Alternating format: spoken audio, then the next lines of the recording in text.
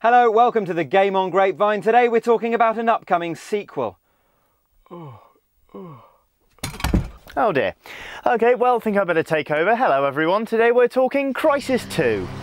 All citizens, immediate evacuation to the... Yes, with the last 2 years pretty well dominated by sequels, it's easy to violently fall asleep at the very mention of a gaming follow-up. But that said, if there's one title that deserves your full attention, it's Crysis 2. Crysis 2 has been in development for what feels like ages, and this summer was officially delayed until 2011. It's now due out in March, but why exactly should you give a flying monkeys? Move forward to the next chamber. Well, firstly, it'll be the first title to use the brand new CryEngine 3 engine, which has been building anticipation since its release last year. Go back to the terminal! Secondly, it's shaking up the franchise format. The first title was set in a tropical wilderness, the second is set in a different kind of jungle. Exactly which jungle? Well, let's ask creepy voice singer Polly Scattergood. New York. That's right, the urban jungle. If I can make... Okay, you're milking it now. Anyway, thirdly, Crysis 2 looks to be more than just another sequel thanks to the multiplayer.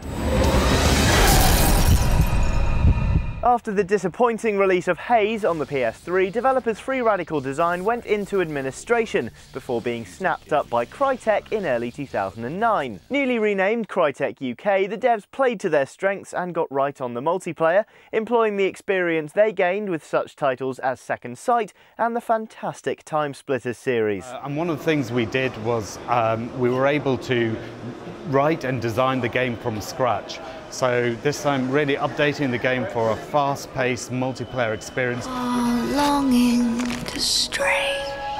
The main feature of Crysis 2 is of course the new nanosuit, which Crytek told us will have significant impact on the multiplayer. The nanosuit allows you to be a super soldier. It gives you these special abilities, and the key thing about it is that you're able to change your abilities dynamically on the fly. What we bring to the multiplayer that's really exciting is this idea that you're faster into combat than any other multiplayer game, but then when you get into combat, it's the tactical and shooting that you have to do. So the combat becomes very tactical.